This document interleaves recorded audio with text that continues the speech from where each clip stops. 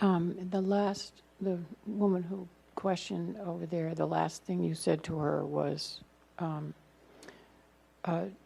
if you're unhappy, to inquire into that.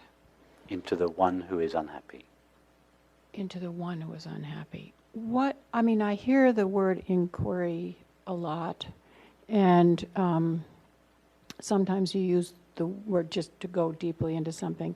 I don't really understand that process, and if it's, a specific thing, is there different ways of doing it, or whatever? Okay.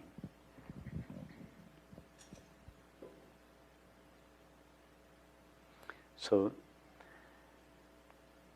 let's say you're unhappy, and on the face of it, your unhappiness is caused by a particular relationship. So, the suggestion here is,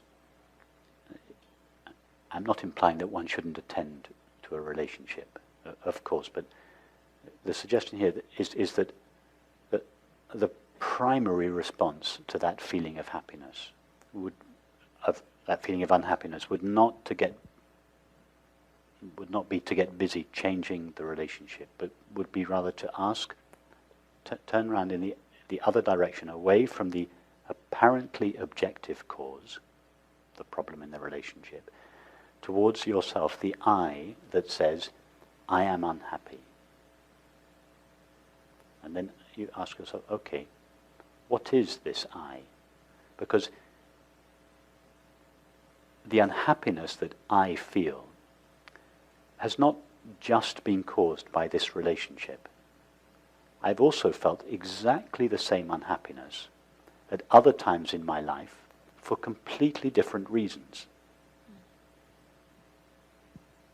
In fact, whenever I felt unhappy, it's always the same feeling, but it seems to have numerous different causes. Well, obviously, if it's caused by lots of different things, no single thing can be the cause of that unhappiness. So that should be enough to make us question the one that is unhappy.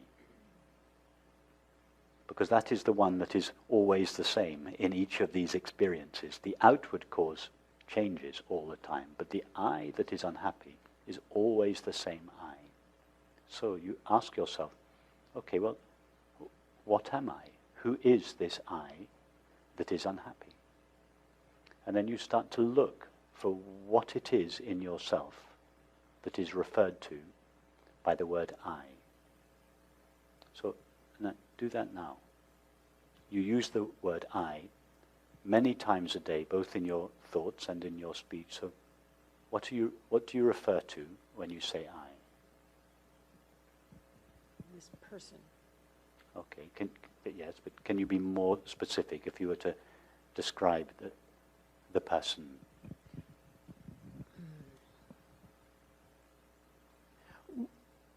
Well, this person that I identify as myself. Okay, so that would be a body, yes. a collection, a body, a collection of thoughts and memories and feelings. This kind of yes. thing. Okay, so then you start there. So I is this mixture of thoughts and images and feelings and sensations and perceptions. And then you notice, hang on a minute, my thoughts are always coming and going. But I'm not always coming and going. I'm aware of my thoughts. Oh, that's funny. I thought I was my thoughts, but actually, and then you check it out. You watch how thoughts arise and go by. You watch them go by, and you think, oh, that's, of course, I'm not made, what I essentially am is not made out of a thought. So then you take it a bit deeper. You think about your feelings. Feeling of being lonely, of being a failure, of being insecure, of not being loved, or whatever, guilt, or whatever You think, that's funny. None of these feelings remain with me all the time. They're all just passing by. They feel a little bit deeper than thoughts, but nevertheless, they still all pass by. I don't always feel lonely. I just sometimes feel lonely. That feeling, it appears, I'm aware of it, and then it disappears. But I remain. I remain behind a little bit when the feeling of, let's say, the feeling of loneliness one evening disappears. You don't have the experience, oh, a little bit of me has disappeared with it. Yeah, you just remain.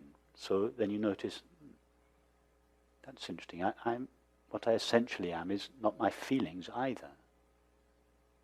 And then, what about your sensations? You rub your hands together. You're aware of that sensation. You stop. The sensation goes. Your sensations, which is the larger part of your experience of the body, also they come and go. You are aware of them. Your images, you are aware of them. They come and go. The sights you have, the sounds you have, the tastes you have, all these come and go, but you don't come and go with them. So then a very interesting thing happens. You realize, well, I thought that what I essentially was a person, a mixture of thoughts, feelings, sensations and perceptions, a kind of bundle that was all packaged in this, sort of inside this body. But actually, when I look a little bit more closely, all of these are things that come and go. But I am something different from all of those. I'm aware of them all. Are you with me so far? Yeah. So then you begin to reevaluate what you refer to when you say I.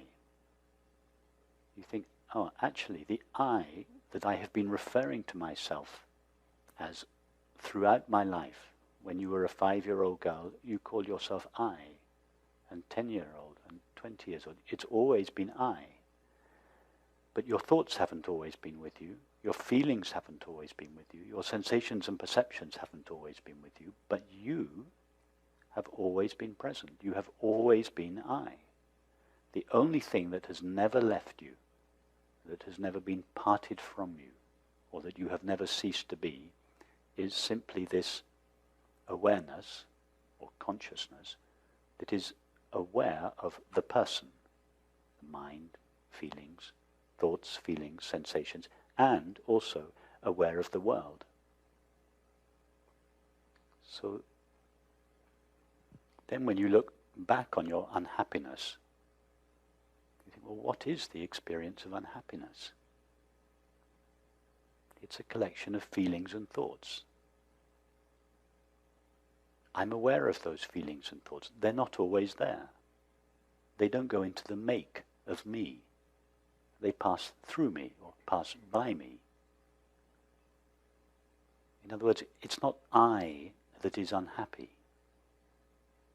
I is this perfectly peaceful background of awareness through which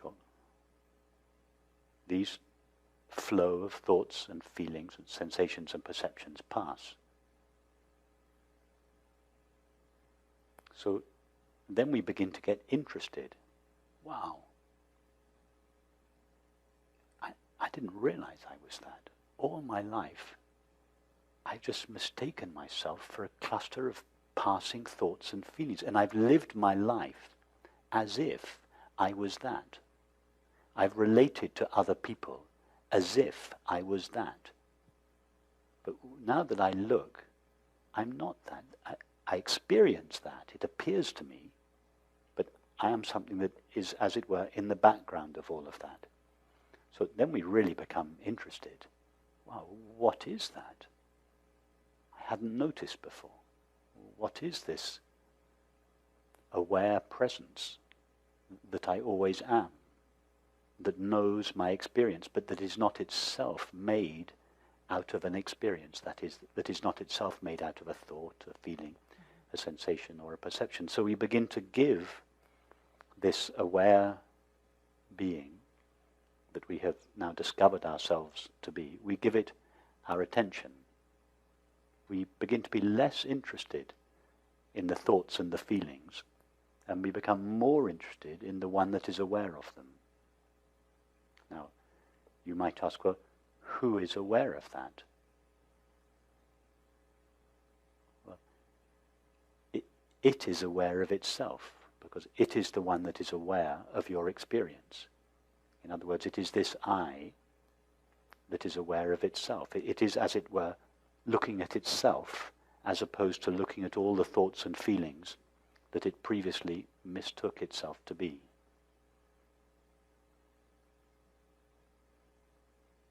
And if you do that, and then you remember your unhappiness again, and you turn around and you look at, where is that unhappiness now? Where's it gone? Try it.